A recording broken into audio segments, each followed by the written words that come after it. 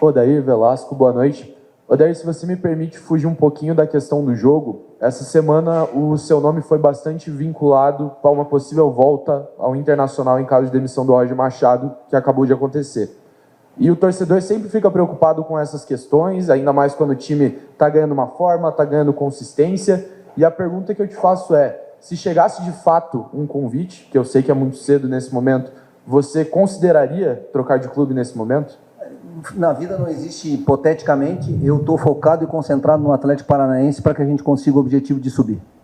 O corte que você acabou de ouvir aqui no início do conteúdo veio do meu parceiro Dudu Oliveira, lá da Jovem Pan, principalmente sobre o contexto envolvendo Odair Hellmann, Internacional e agora o futuro da Casa Mata Colorada a partir da demissão do técnico Roger Machado. Eu estava lá no Beira-Rio, é claro, e te trago muitos bastidores do que aconteceu desde o final do Clássico Grenal, perdido pelo Colorado, de virada, dentro do estádio Beira-Rio, até a demissão, a coletiva e o ambiente do Internacional em meio à sala de entrevistas e também à zona mista do estádio Beira-Rio.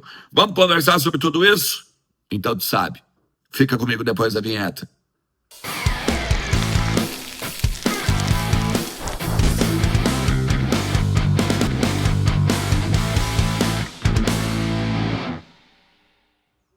Fala Colorado, fala Colorada, como é que vocês estão? Tudo certo? Muito claro, né? Uma maneira de dizer porque não tem como estar tudo certo, principalmente depois de perder um Grenal. Eu odeio perder Grenal, eu detesto perder Grenal, tá? E principalmente do jeito que foi. Eu quero te pedir para tu ficar comigo até o final do vídeo, para tu te inscrever também, deixar o joinha, aquele like bacana pro conteúdo ser disseminado cada vez mais, o compartilhamento também nas tuas redes, nos teus grupos de WhatsApp, com os teus amigos também colorados, facilita e me ajuda também pra caramba. A tua inscrição é essencial, mas também tu pode lembrar de ir lá na kto.bet.br, no link que está na descrição ou no comentário fixado, e aproveitar tudo que a plataforma tem para te oferecer. É minha parceira aqui do canal e está te esperando para ser a tua casa de apostas aqui no Brasil. Lembrando, tem que ter mais de 18 anos e principalmente brincar com moderação e responsabilidade. Gurizada, quem aposta em Richard para abrir o meio-campo paga, né? Não tem como não pegar e pagar, não tem como não arcar com as consequências, não tem como ficar sem meio-campo, sem combate, sem boa saída de bola, sem um jogador que consiga fazer o que o Fernando fazia. E aqui, talvez, do grupo do Inter, nem o Luiz Otávio, que seria a minha escolha, tá? Ele poderia fazer o que o Fernando fazia, porque o Fernando é extra classe. Mas o Fernando é mais uma das barberagens que essa direção fez, né? O Internacional que entra em campo ainda consegue 1-0 num pênalti, que ainda pode ser duvidoso, não sei, toca mesmo no Bernabéu, né? O Alan Patrick vai lá e converte. Aliás, os 3 pênaltis do Inter, eu acho que não tem nenhuma dúvida, né? A bola bate na mão também do jogador do Grêmio dentro da área, depois no cruzamento do segundo gol. O terceiro pênalti é mais ainda pênalti, né? O Marcelo de Lima Henrique acertou. Eu acho que a gente pode até questionar talvez o primeiro, tá? Na questão ali, se toca mesmo com a intenção de fazer o pênalti, enfim. Mas que se dane também, né, cara? O interessante é que, neste momento, o técnico Roger Machado não é mais o treinador do Inter. Então não tem nem o que a gente avaliar do jogo em termos de espaçamento de meio campo, em termos de falta de combate, o quanto o Alisson ganhou no pé de pluma do jogador do Inter. Um menino da base do Grêmio ganhou no pé de ferro do jogador do Inter. Então, já começa por aqui. O novo treinador tem que trazer um preparador físico que, no mínimo, dê força para os caras. Ou então, um novo treinador tem que fazer os caras jogar com tesão um clássico Grenal, né? Porque se tu entrar mole numa dividida, meu amigo, não dá. Não tem como, tá? Mas eu quero te contar bastidores da demissão. A gente já tinha falado aqui várias vezes que o clássico Grenal seria o deadline, né? Talvez o ponto final do Roger ganhando ou até mesmo empatando. Tu imagina perdendo, tá? A coletiva do presidente Alessandro Barcelos demorou mais de 1 hora para acontecer. Nenhum jogador do Inter parou na zona mista enquanto isso. Eles saíram por uma porta lateral, acessando ali um elevador que vai até o edifício garagem, e depois acabaram pegando seus carros, inclusive escoltados pela Brigada Militar. Houve até um início de protesto dentro do estádio Beira-Rio, teve os gradis ali, a cavalaria e tal. Aliás, tem que mais uma vez, né, chegar e bater palma para a Brigada Militar, com a truculência da Brigada Militar, né, em meio à torcida na Padre Cacique. Os torcedores, eles estavam, claro, alguns invadindo a via, que é o trânsito, tá? E aí, sabe o jeito que eles fizeram para dispersar os torcedores? Ficavam jogando spray de pimenta, alguns na cara dos torcedores ainda, tá? É uma cambada de vagabundo que tem que pegar e ser, sei lá, tem que fazer ir pra corregedoria, qualquer coisa do gênero, tá? Porque isso não é segurança pública, vocês me desculpem, tá? Mas agora aqui, ó, voltando. O Roger, quando ele é demitido, ele, nesse tempo de 1 hora e pouco, é conversado, claro, com os pares de conselho de gestão, é conversado também depois com os vice-presidentes, é conversado principalmente com a pasta, que neste momento não sofreu nenhuma alteração.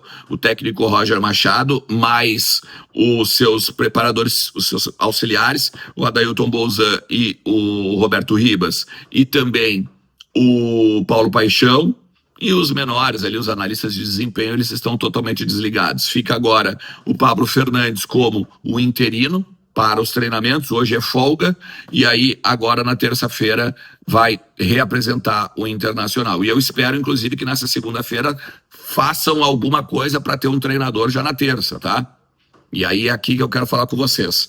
Quando veio o presidente Alessandro Barcelos para pergunta, para a coletiva, para as perguntas e tal, vem toda a cúpula, conselho de gestão como um todo, vem também todo o departamento de futebol, o Bisol, da Alessandro, Mazuco, vem alguns outros pares também de vice-presidências da gestão.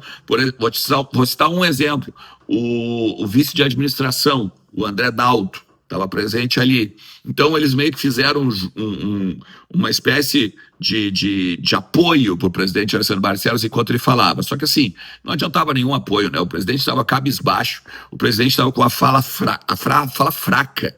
A fala fraca ou forte, assim, de veemência. Eu digo no sentido de falar baixinho, assim, estava pausado, tá? Nesse sentido. Tá? E claro, tu até pode dizer não poderia ser diferente porque ele tinha perdido um Grenal, mas não é bem assim. Eu nunca vi o presidente desse jeito. O que se fala agora é que vai haver uma avaliação ainda dentro do conselho de gestão para a questão da pasta do clube. Se vai trocar mais um vice-presidente, uma vez que já teve, né? O João Patrício Herman, o Emílio Papaléuzinho, o Felipe Becker, e agora é o quarto, né? O que se fala é que não há um nome para a pasta que tenha, vamos dizer assim, uma vivência no futebol, pelo menos.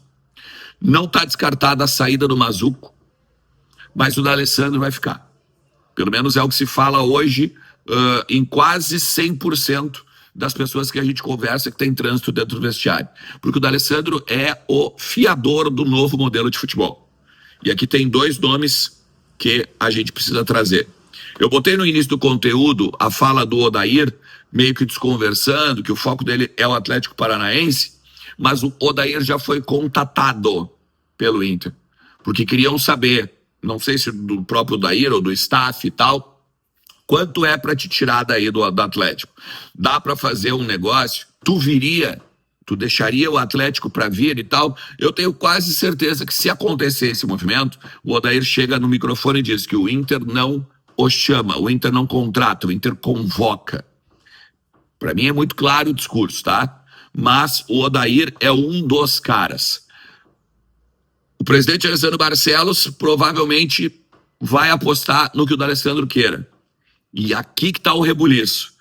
O D'Alessandro quer o Ramon Dias, técnico que colocou ele no River Plate, né? Acendeu ele no River Plate, que já trabalhou no Vasco, já trabalhou no Corinthians e que tem um conhecimento no futebol brasileiro e também uma aglutinação com o próprio D'Alessandro. O presidente Barcelos, se fosse para apostar em alguém, apostaria num técnico português, que aliás é uma grande vertente dentro da gestão.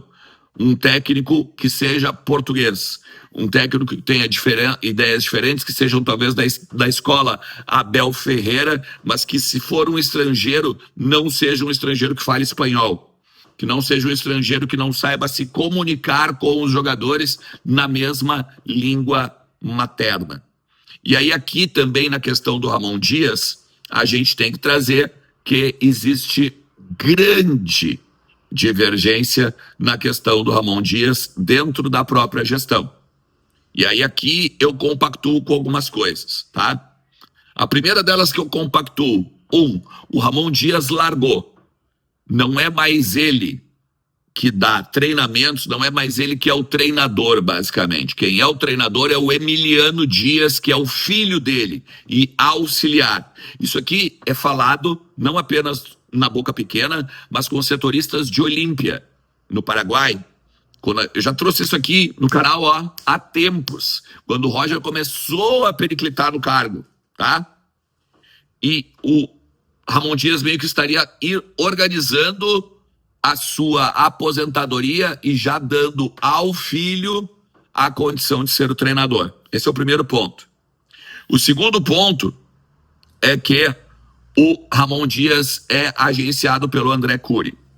E o André Cury meio já manda na parada, sem ter o treinador. Tu imagina tendo o treinador.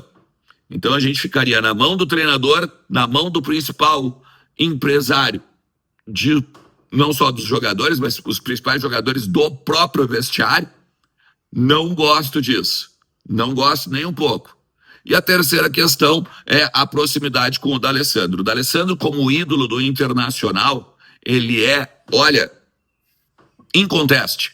Talvez top 5 entre os ídolos do Inter, tá? Tipo, botar ali Falcão, Figueroa, tipo, botar o Sobis, que tem gol em 2 finais de Libertadores. O Fernandão é óbvio, né? O Fernandão é acima de qualquer outro. E aí talvez o D'Alessandro, os 5 maiores do Inter hoje. Então, assim, não tenho dúvida que, como ídolo dentro do campo, ele é uma coisa. Como dirigente, ele tem que ser muito questionado. E aí, se ele tá na berlinda, porque ele também é um dos responsáveis pelo momento do Inter, como é que tu vai trazer um treinador que esteja o tempo todo aglutinado com ele? Sem contar, né, a questão de 2012, lá da zona de conforto, que o D'Alessandro era um dos protagonistas. Eu não gosto da proximidade entre dirigente e jogador técnico. Tanto que eu não gosto quando o presidente Alessandro Barcelos fica pulando com os jogadores depois de ganhar alguma coisa. É um Grenal ou algum jogo, alguma coisa assim. Então, eu não faria esse movimento. Eu tentaria apostar, cara, liga pro Tite, liga pro treinador que seja P, tá? Oferece um mundo para ele e bota um projeto, define um projeto e diz, nós queremos retomar contigo. O Tite tem uma cirurgia agora no final de outubro. O Gilmar Veloz, que é inclusive o próprio empresário do Tite, já disse que ele não quer assumir. Mas chama, toma um café, organiza. E aí depois a gente pode pegar e pensar alguma coisa sobre o futuro do Colorado. Se tu chegou até aqui, te agradeço demais. Te inscreve no canal, cara, porque hoje vai ser um dia de muita ligação, muita apuração, muito bastidor pra ti. E certamente o vídeo da noite vai ter muita coisa pra gente falar do nosso Colorado, tá? Um forte abraço. Tchau.